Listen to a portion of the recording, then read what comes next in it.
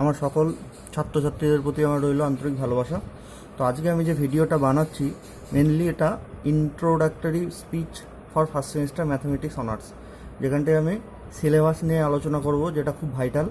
যে সিলেবাস না জানলে তুমি পুরো সিস্টেমটাকে বোঝা যাবে না। আর সেই সঙ্গে সঙ্গে সিলেবাসের একটা টপিক আমি আলোচনা করব।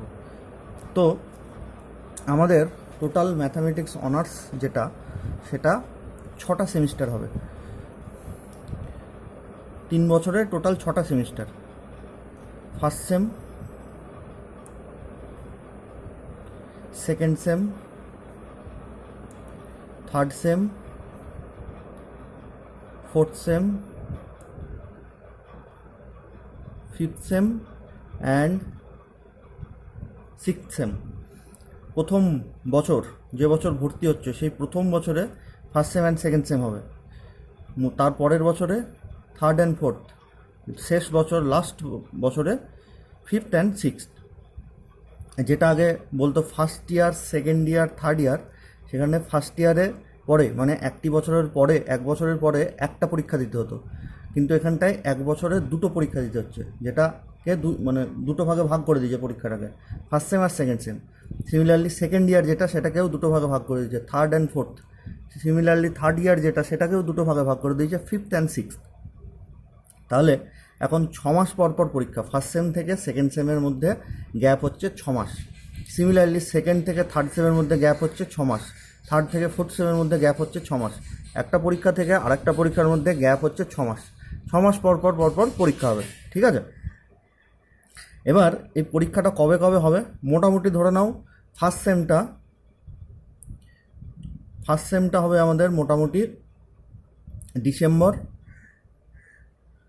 টু জানুয়ারি এর মধ্যে এক্সপেক্টেড হয়, ডিসেম্বরের লাস্টে না হয় জানুয়ারি ফার্স্টে।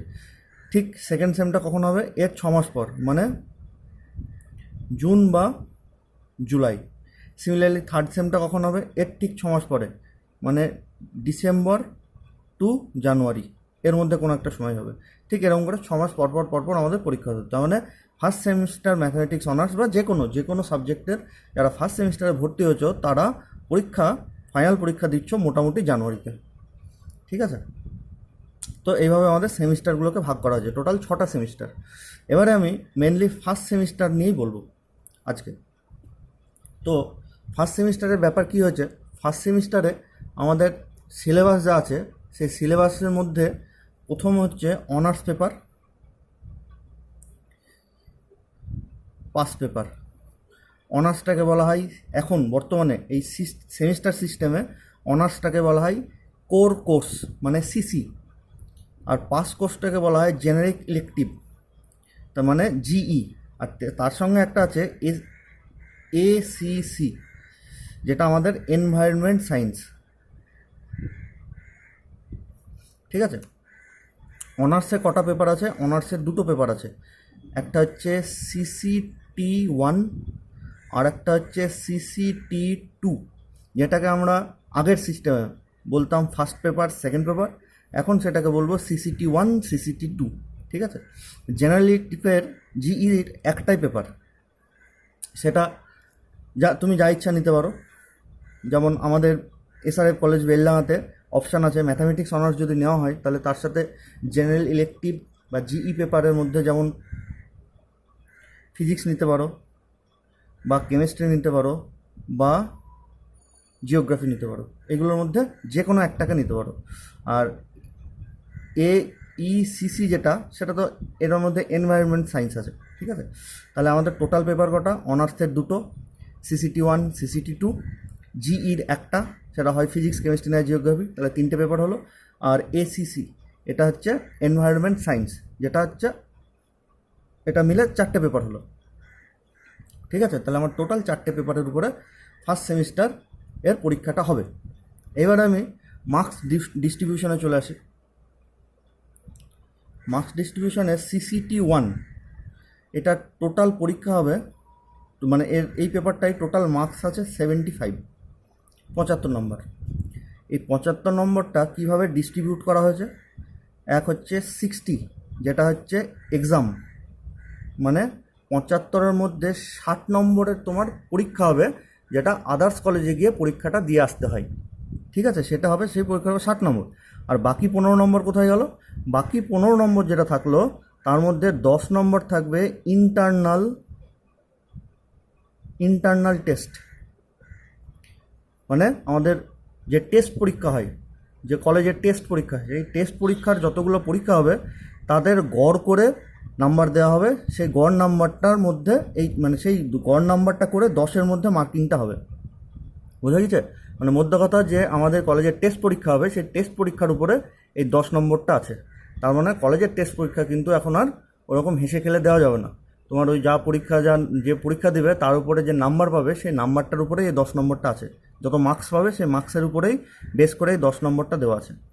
আর বাকি 5 নম্বর হলো অ্যাটেন্ডেন্স।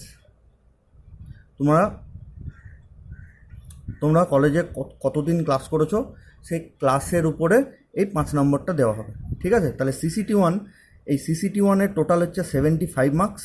সেই 75 মার্কসের মধ্যে 60 মার্কস হবে আমাদের এক্সাম, পরীক্ষা। আচ্ছা, 10 নম্বর হবে ইন্টারনাল টেস্টের উপরে যে মার্কিংটা হবে তার, ঠিক আছে? মানে মধ্যে কথা 10 নম্বর হচ্ছে ইন্টারনাল টেস্টের উপরে মার্কস, আর 5 নম্বর হচ্ছে অ্যাটেন্ডেন্স। সিমিলারলি CCT2 এটাও 75 মার্কস, এটাও একই ব্যাপার স্যাপার, সব একই। 60 নম্বর এক্সাম, 10 নম্বর ইন্টারনাল, 5 নম্বর হচ্ছে অ্যাটেন্ডেন্স।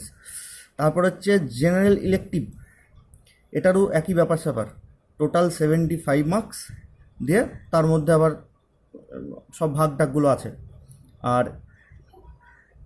AECC যেটা, সেটাতে আমাদের আছে টোটাল 25 মার্কস, ঠিক আছে? 75, 75, 75, 75 অ্যান্ড 25। এর টোটাল মার্কস হচ্ছে আমাদের 75, 75, 150, তার সাথে 75 যদি যোগ করি তাহলে হচ্ছে 225, তার সাথে 25 যোগ করি তাহলে 250। টোটাল আমাদের মার্কস হচ্ছে 250 in first same mathematics honours বা যে কোনো অনার্সে। আমার ফার্স্ট সেমের যে এক্সাম, যে টোটাল মার্কিংটা হবে সেটা হবে 250 নম্বরের উপরে। তাহলে আমি দেখো আগে কি হতো, আরেকটাও যেটা খুব গুরুত্বপূর্ণ কথা, সেটা হচ্ছে আগে শুধু অনার্সের পেপার উপরে বেস করে কিন্তু মার্কিংটা হতো। এই জেনারেল ইলেকটিভ মানে পাস কোর্স আর এনভায়রনমেন্ট সায়েন্সটা যোগ হতো না মেন মার্কসের সাথে, এটাই জাস্ট পাস করে গেলেই হতো। কিন্তু এখন এই অনার্সের পেপারগুলোর সাথে এই দুটো তো থাকবেই, তার সাথে এই জিইর নাম্বারটাও যোগ হবে, তার সাথে এই AECC এই মার্কসটাও যোগ হবে, দিয়ে যোগ করে টোটাল যে নাম্বারটা পেলে, এই 250 নাম্বারের মধ্যে যে নাম্বারটা পেলে সেটাই হচ্ছে তোমার মার্কস, মানে তোমার প্রাপ্য নাম্বার। আগে কি হতো, এই দুটোকে যোগ করা হতো না, এই দুটোকে কোনো রকমে পাস করে গেলেই হতো। যে দুটো আমি আঙুল দিয়ে ঢেকে দিলাম, মার্কস মানে তোমার মার্কিংটা হতো, পার্সেন্টেজটা হতো এই দুটো অনার্সের পেপার উপরে বেস করে। এই দুটোর মধ্যে যা পেলে সেটাই হচ্ছে তোমার পার্সেন্টেজ, এই দুটো জাস্ট পাস করে গেলেই হতো। কিন্তু এখন তোমার যা যা আছে সিলেবাসে, যেমন দুটো অনার্স পেপার, একটা জিই আর একটা AECC, এই 4টের পেপারেরই টোটাল মার্কস, মানে মার্কস যা পাবে টোটাল করা হবে, যে তার উপরে পার্সেন্টেজটা হবে। সুতরাং আমি অনার্স পেপারটা বেশি ভালো করে পড়বো, জিই পেপারটা কম ভালো করে পড়বো, ওরম কিন্তু জায়গা নেই, কারণ সবগুলোরই মার্কস অ্যাড করা হচ্ছে।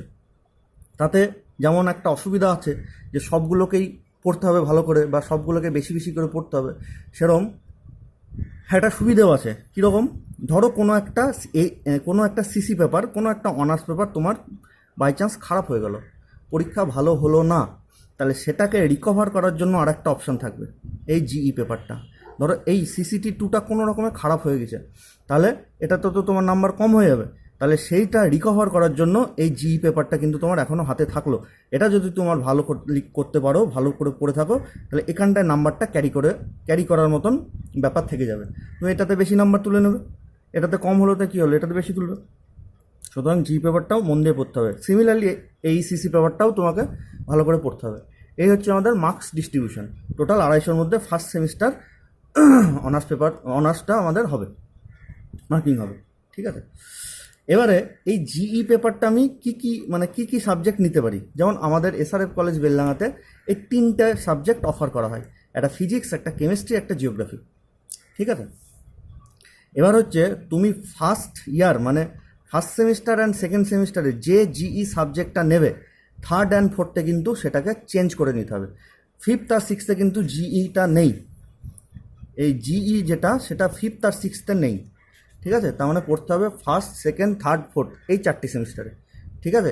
এই চারটে সেমিস্টারের মধ্যে জিই পেপারটা পড়তে হবে। তার মধ্যে ফার্স্ট অ্যান্ড সেকেন্ড সেমিস্টারে যে জিই পেপারটা নেবে থার্ড অ্যান্ড ফোর্থ সেমিস্টারে কিন্তু সেই জিই পেপারটা নেওয়া হবে না, অন্য কিছু নিতে হবে। যেমন কেউ ধরো ফর অ্যান এক্সাম্পল এখানটায় ফিজিক্স নিয়েছে, আমাদের কলেজে কেউ ফার্স্ট অ্যান্ড সেকেন্ড সেমিস্টারে ফিজিক্স নিয়েছে, তাহলে সেকেন্ড অ্যান্ড থার্ড সেমিস্টারে তাকে হয় কেমিস্ট্রি নিতে হবে, না হয় জিওগ্রাফি নিতে হবে, আর ফিজিক্স পড়া যাবে না এখানটায়। তাহলে কেউ কেমিস্ট্রি নিল বা কেউ জিওগ্রাফি নিল, ঠিক আছে? তাহলে এবার আমার এটা খুব ব্যক্তিগত মত যে ফার্স্ট সেমিস্টারে সিলেবাস, ফার্স্ট অ্যান্ড সেকেন্ড সেমিস্টারে সিলেবাসটা কম, থার্ড অ্যান্ড ফোর্থে গিয়ে সিলেবাসটা একটু বেশি হয়ে যায়, মানে এই সিসি পেপারগুলো বেড়ে যায়। এখানটা যেমন ফার্স্ট সেমিস্টারে 2টো সিসি পেপার আছে, সেকেন্ড সেমিস্টারে 3.5খানা সিসি পেপার আছে, ঠিক আছে? তার মানে 1.5খানা সিসি পেপার কিন্তু বেড়ে গেল। সিমিলারলি ফোর্থ সেমিস্টারও তাই। তাহলে এখানটায় আমার সিসি পেপারগুলো বেশি আছে, তার মানে এখানটায় বেশি প্রেশার, চাপ বেশি আছে। সুতরাং যে আমাদের এই জি সাবজেক্টের মধ্যে যেটা কঠিন তুমি সেটা ফার্স্ট অ্যান্ড সেকেন্ড সেমিস্টারে নিয়ে নাও। এটা আমার পুরোপুরি ব্যক্তিগত মতামত, তোমরা নাও মানতে পারো, কিন্তু এটা আমার মত যে ফার্স্ট অ্যান্ড সেকেন্ড সেমিস্টারে যেহেতু সিসি পেপারের চাপ কম, সুতরাং যে আমাদের যে জিই পেপারটা তুলনামূলক কঠিন লাগে সেটা এক একজনের কাছে এক একজনের কাছে এক একটা জিই পেপার কঠিন লাগবে। কারোর ফিজিক্স কঠিন লাগে, কারোর কেমিস্ট্রি কঠিন লাগে, কারোর জিওগ্রাফি কঠিন লাগে। যেটা কঠিন লাগে সেটা ফার্স্ট অ্যান্ড সেকেন্ড সেমিস্টারে পড়ে ফেলো, যেহেতু এখানটায় সিসি পেপারের চাপ কম। থার্ড অ্যান্ড ফোর্থ পেপারে তুলনামূলক সহজটাকে নাও, যার যেটা সহজ মনে হয়। কারোর কেমিস্ট্রি যদি সহজ মনে হয় তাহলে কেমিস্ট্রিটা থার্ড অ্যান্ড ফোর্থের জন্য বাঁচিয়ে রাখো, কঠিনটাকে ফার্স্ট অ্যান্ড সেকেন্ড সেমিস্টারে পড়ে ফেলো, ঠিক আছে? এই হচ্ছে আমাদের ফার্স্ট সেমিস্টারের মোটামুটি সিলেবাস স্ট্রাকচার। আচ্ছা, এবার আমি সিলেবাস যে ধরো সিসিটি 1, এটা টোটাল যা সিলেবাস আছে সেই সিলেবাসের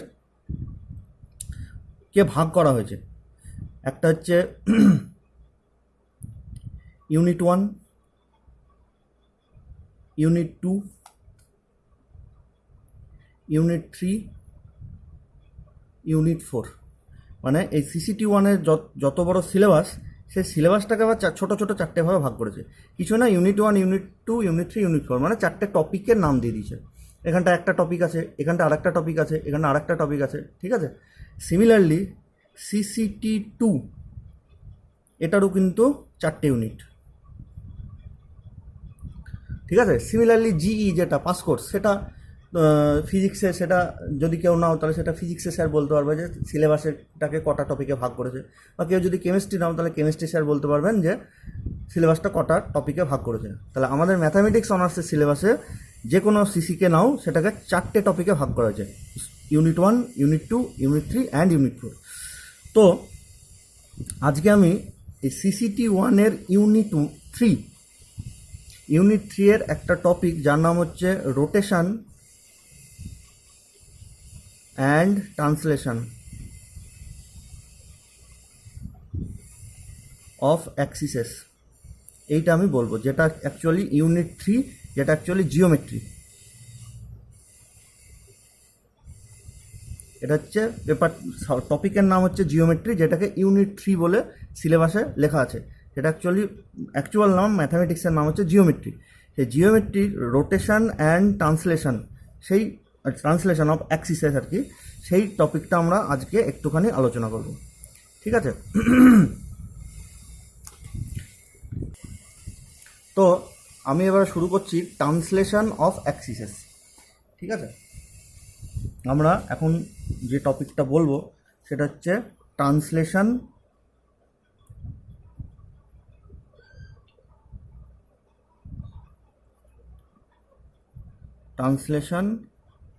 অফ অ্যাক্সিসেস।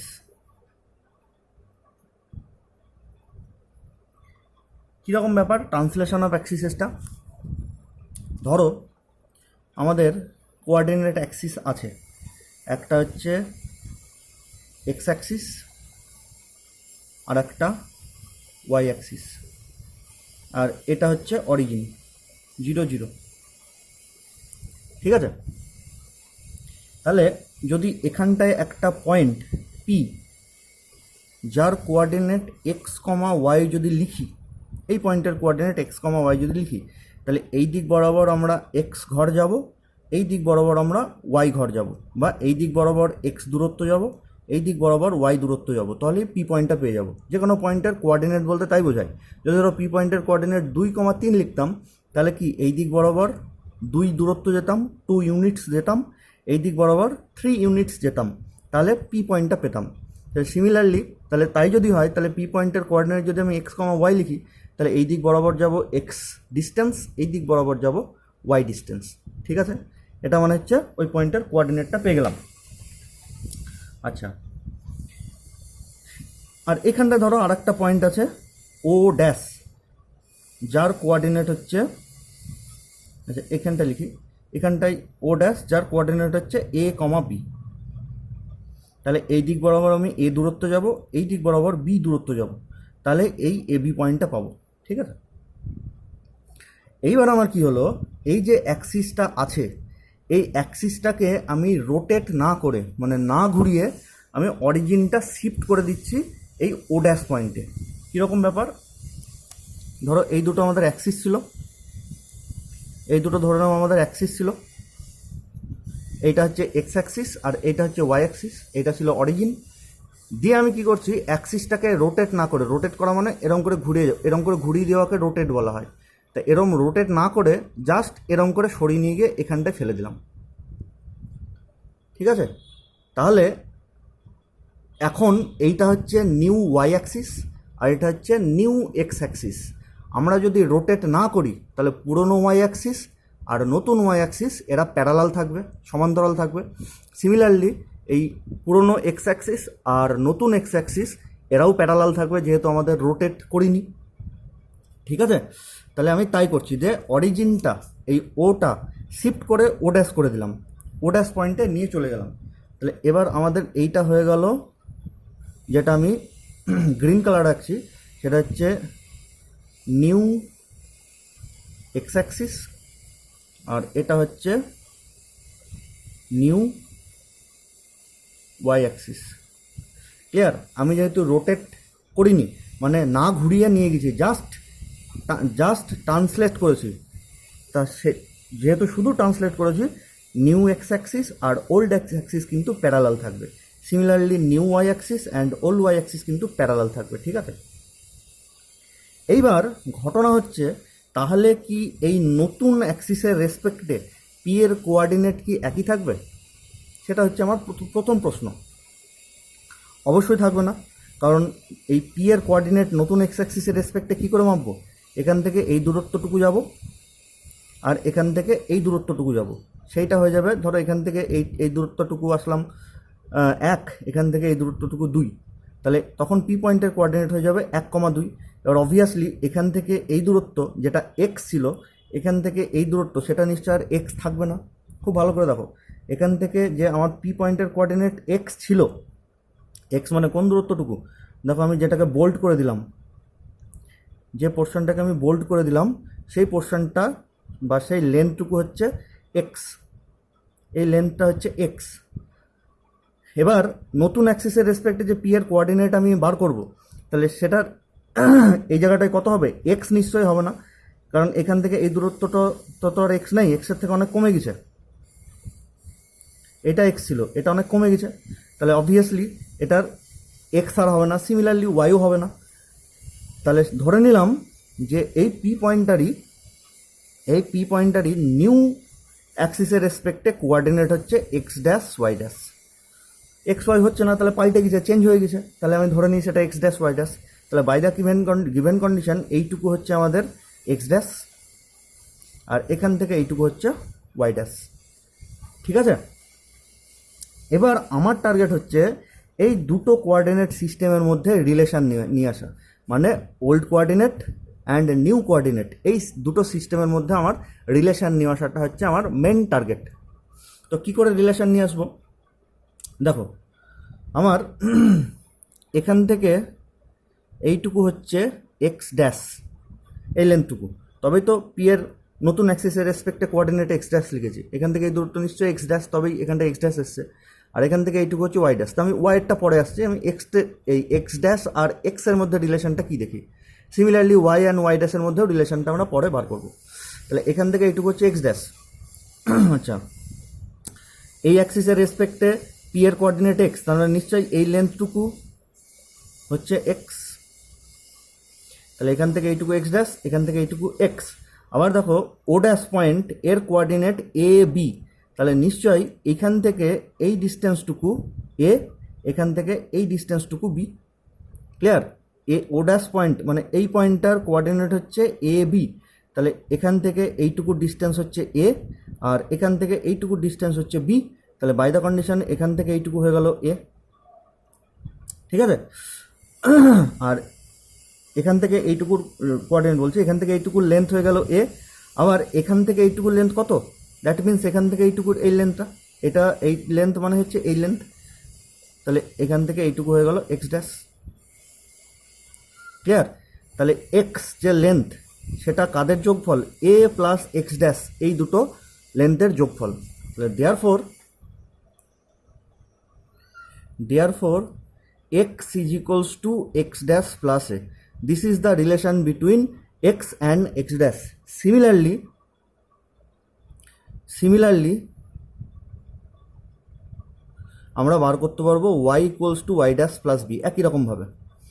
তাহলে এটাই হচ্ছে নতুন অ্যাক্সিস এবং পুরনো অ্যাক্সিসের কোঅর্ডিনেট সিস্টেমের মধ্যে রিলেশন, যে এক্স ওয়াই যদি পুরনো অ্যাক্সিসের রেসপেক্টে কোঅর্ডিনেট হয় কোনো পয়েন্টের, এবং যদি আমি শুধু অ্যাক্সিসটাকে ট্রান্সলেট করি, রোটেশন না, শুধু ট্রান্সলেশন করেছি, মানে অ্যাক্সিসটা এরমভাবে ছিল, জাস্ট এটাকে তুলে নিয়ে গিয়ে এরম করে বসিয়ে দিয়েছি, এরম করে ঘোরাইনি। তাহলে নতুন অ্যাক্সিসের রেসপেক্টে এক্স ড্যাশ ওয়াই ড্যাশ, পুরনো অ্যাক্সিসের রেসপেক্টে এক্স ওয়াই, শুধু ট্রান্সলেশন যদি করি তাহলে পুরনো আর নতুন কোঅর্ডিনেটের মধ্যে রিলেশন এটা, x equals to x dash plus a, y equals to y dash plus b. ঠিক আছে? ফর অ্যান এক্সাম্পল একটা উদাহরণ আমরা নিই, যে let the origin is shifted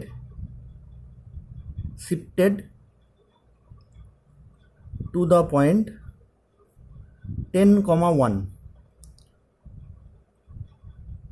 without rotation. আমি ধরে নিলাম অরিজিনটা 10,0 পয়েন্টে শিফট করা হয়েছে রোটেশন ছাড়াই। নাও if 2,9 is the coordinate of a point in new axis system, then what will be the coordinate of the point in old system? এটা হচ্ছে ধরো আমাদের কোশ্চেন, যে অরিজিনটা আমি 10,1 পয়েন্টে শিফট করে দিয়েছি, তাতে করে 2,9 হচ্ছে একটা পয়েন্টের কোঅর্ডিনেট নিউ অ্যাক্সিস সিস্টেমের রেসপেক্টে। তাহলে কোশ্চেন হচ্ছে what will be the coordinate of the point, তাহলে ওই পয়েন্টের কোঅর্ডিনেট কত হবে ইন দ্য ওল্ড সিস্টেম। তার মানে এই নতুন এই অ্যাক্সিসের সিস্টেমের রেসপেক্টে পয়েন্টের কোঅর্ডিনেট হচ্ছে 2,9, এই নতুন অ্যাক্সিস সিস্টেমের রেসপেক্টে 2,9 হয়েছে। তাহলে আমার প্রশ্ন হচ্ছে এই পুরনো অ্যাক্সিস সিস্টেমে ওই পয়েন্টের কোঅর্ডিনেট কত হবে সেটা আমরা জানতে চেয়েছি। তাহলে যেহেতু আমার অরিজিনটা 10,1 পয়েন্টে ট্রান্সলেট করা হয়েছে, মানে নিয়ে যাওয়া হয়েছে, তাহলে এই ফর্মুলা অনুযায়ী এ বি মানে হচ্ছে 10,1। কেন? আমরা এই ফর্মুলাতে এ বি মানে কি, অরিজিনটা যে পয়েন্টে শিফট করা হয় সেই পয়েন্টটা হচ্ছে A B.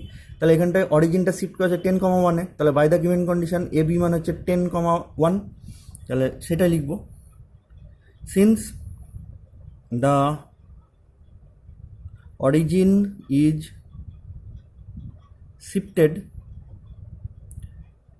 to the point 10,1, then we can write a, b is equals two 10,1। বেশ, তাহলে ফর্মুলার এ আর বি পেয়ে গেছি। আর কি বলেছে যে 2,9 is the coordinate of the point in new system. নতুন সিস্টেমে পয়েন্টের কোঅর্ডিনেট 2,9। তাহলে নতুন সিস্টেমে পয়েন্টের কোঅর্ডিনেট, এই ফর্মুলা যদি আমি লিখি তাহলে নতুন সিস্টেমে পয়েন্টের কোঅর্ডিনেট কত, এক্স ড্যাশ ওয়াই ড্যাশ। তাহলে বাই দ্য গিভেন কন্ডিশন 2,9 মানেই হয়ে যাচ্ছে এক্স ড্যাশ কমা ওয়াই ড্যাশ। এটা হচ্ছে আমার নতুন সিস্টেমের কোঅর্ডিনেট কোনো পয়েন্টের। যদি এই ফর্মুলা আমি অ্যাপ্লাই করি তাহলে এখানটায় এক্স ড্যাশ ওয়াই ড্যাশ হচ্ছে নতুন সিস্টেমে ওই পয়েন্টের কোঅর্ডিনেট। তাহলে by the condition x dash y dash মানে 2,9, তাই সেটা লিখব।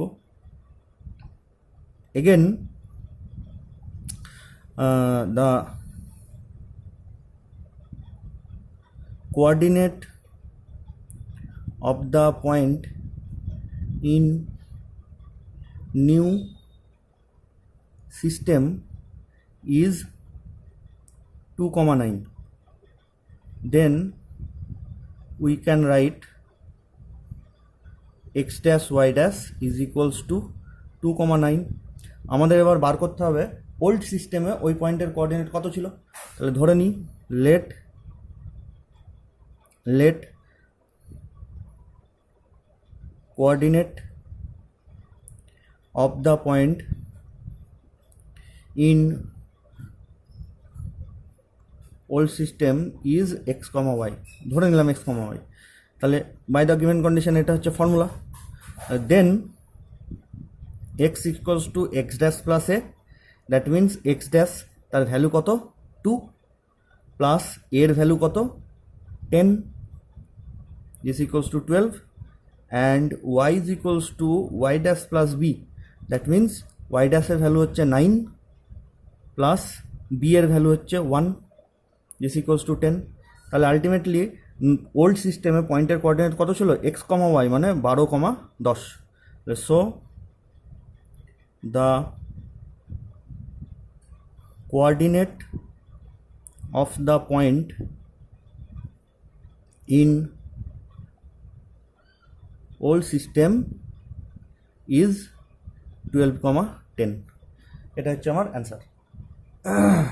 ঠিক আছে, এবারে প্রশ্নটা উল্টে আসতে পারে যে যদি আমার কোনো পয়েন্টের কোঅর্ডিনেট ওল্ড সিস্টেমে কিছু থাকে তাহলে নিউ সিস্টেমে কী করে যাব।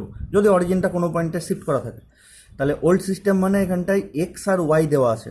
ধরো বললো কোনো একটা পয়েন্টের ওল্ড সিস্টেমে কোঅর্ডিনেট কিছু একটা, তার মানে বাই দ্য কন্ডিশন এক্স আর ওয়াই দেওয়া আছে। আর বললো অরিজিনটা 2,9 পয়েন্টে শিফট করেছি, তাহলে এ বি মানে হচ্ছে 2,9। তাহলে এবার বললো যে পয়েন্টের নিউ সিস্টেমে কোঅর্ডিনেট কত, তাহলে আমাকে এক্স ড্যাশ আর ওয়াই ড্যাশটা বার করতে হবে। তাহলে এক্স এ জানি এক্স ড্যাশ পেয়ে যাবো, সিমিলারলি ওয়াই বি জানি ওয়াই ড্যাশ পেয়ে যাবো। ঠিক আছে, তাহলে এই হচ্ছে আমাদের ট্রান্সলেশন অফ অ্যাক্সিসেস এর ঘটনা। এবারে পরেরটা আমরা শিখবো রোটেশন, মানে অ্যাক্সিসটা এরকম আছে, মানে অ্যাক্সিসটা আছে আমাদের এরকম দিয়ে অ্যাক্সিসটাকে এরকম রোটেট করে দিয়েছি, এরকম ঘুরিয়ে দিয়েছি। তাহলে এই অ্যাক্সিসটা যদি 30 ডিগ্রিতে ঘুরে ওয়াই অ্যাক্সিসটাও 30 ডিগ্রিতে ঘুরবে। তাহলে এবার নতুন কোঅর্ডিনেট আর পুরনো কোঅর্ডিনেটের মধ্যে রিলেশন কি সেইটা আমরা দেখব। সেটা আমরা আসছি নেক্সট ভিডিওতে।